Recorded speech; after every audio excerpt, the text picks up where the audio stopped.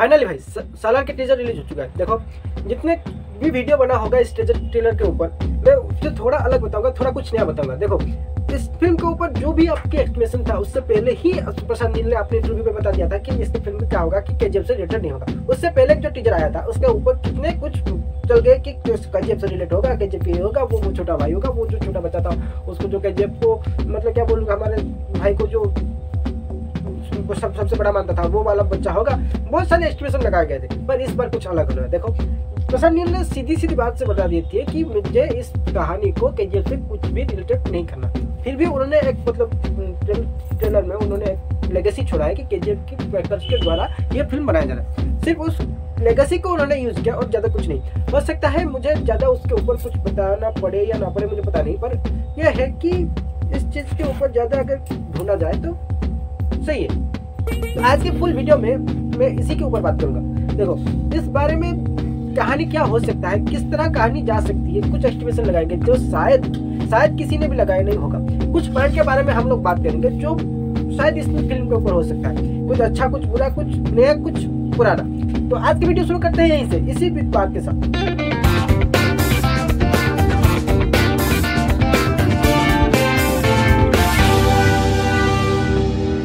सालार की टीजर जिसने भी देखा है सबने अपने एस्टिमेशन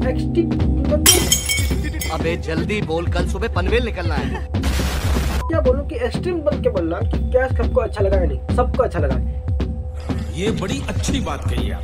जितने भी बोलूं कि प्रशांत नील के डेयरिंग है, मैं मतलब क्या बोलूं कि डेयरिंग है या उनकी कॉन्फिडेंस मुझे पता नहीं, पर ये होता है ना, सही आदमी के हाथ में अगर कुछ प्रोजेक्ट जाता है ना जो सही से निकलता है।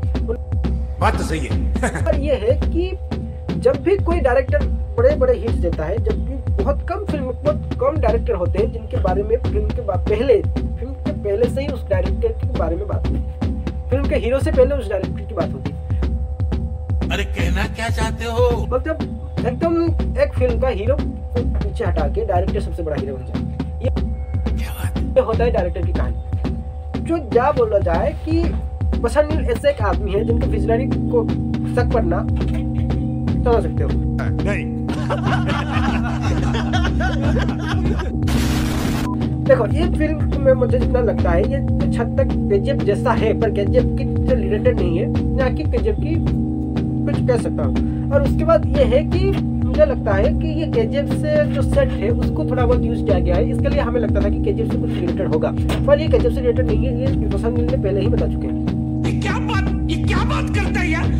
उसके साथ ही मैं देखता हूँ कि ये कुछ हद तक मुझे लगता है ये बाहुबली की फिल्म की कहानी से थोड़ा इंस्पायर है। मतलब देखा जाए कि कुछ हद तक ये जो डाकुओं के किंगडम है, मतलब बहुत साल पहले से इसे शुरू किया जा रहा है, तो लगता है मुझे जितना मुझे लगता है कि ये शायद ऐसा हो सकता है कि ये उस कहानी से कुछ मिलता जुलता या गेम ऑफ थ्रोन की जैसा है। सही बात बोलूं तो इसके ऊपर ये बोला जाए कि केजीएफ की तरह तो नहीं है कहानी, मुझे लगता है जितना केजीएफ की तरह नहीं है, ये बाहुबली की तरह है। जैसे प्रभास ने वहाँ पे भी किंग मेकर की तरह रोल प्ले किया था, पर किंग नहीं थे पर किंग थे।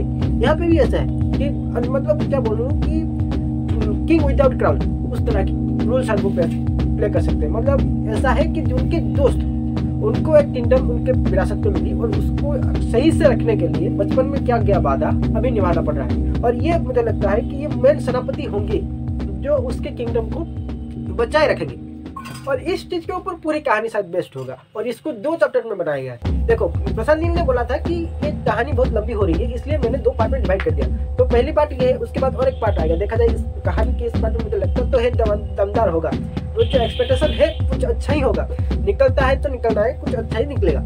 तो जितने भी उस चीज को देखते लगता है कि प्रभास इस सारे कहानी के ऊपर फिट बैठते हैं। और प्रशांत नील ने भी ऐसे ही कहा था कि मुझे प्रभास को अगर लेना है, जब केजीएफ की जो इंटरव्यू हुआ था तो उन्होंने बोला था कि मुझे अगर प्रभास को लेना है तो उनके ऊपर जैसे कैटेगरी की उनके कहानी शूट करेगा तो उसी तरह की कहानी उनको दूंगा। और उन्होंने वही किया है, मुझे लगता समझ गया ही ऐसा है कि ये था शायद उनका रूल। मुझे जितना हद तक लगता है कि उनको किंग मेकर की तरह होगा, मुझे इतना ऐसा लगता है कि कहानी ऐसे शुरू होगा कि डाकुओं की एक कबीला है जो अभी जैसे व्यक्ति किंगडम बना चुका है और उनका एक साम्राज्य है, उसके ऊपर जो पिताजी है, जैसे चोल साम्राज्य में जो PS वन की था, जो जैसे पापा अभी बूढ़े हो चुके हैं, राजा जी बूढ़ा हो चुके हैं, उनके पुत्र हैं जो युवराज बनने वाले हैं और युवराज को मारने के लिए जितने ही षड्यंत्र चलता है इस तरह ही यहाँ पे भी षड्यंत्र चलता है। पर बात थोड़ा सा डिफरेंस ऐसी आता है कि बचपन में किया गया वादा, उनका एक दोस्त है जो बहुत ज्यादा मतलब क्या बोलो क्रूर है और बहुत ताकतवर है, उसको मदद मांगने के लिए वो गया और उन्होंने मदद करने के लिए आ रहे, उस वादा को निभाने के लिए प्रभास वापस आ रहे और कुछ कारण के कारण वो जो बोल रहे हैं कि दो दोस्त जैसे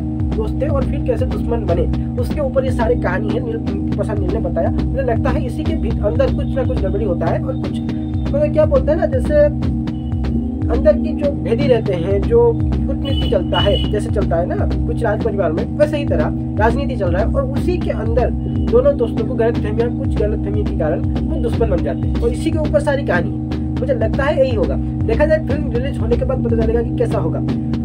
कुछ एस्टिमेशन ऐसे ही लग रहा है क्योंकि प्रशांत नील को तो दिमाग को तो शक नहीं किया जा सकता, कभी भी वो बात पलट सकता है। तो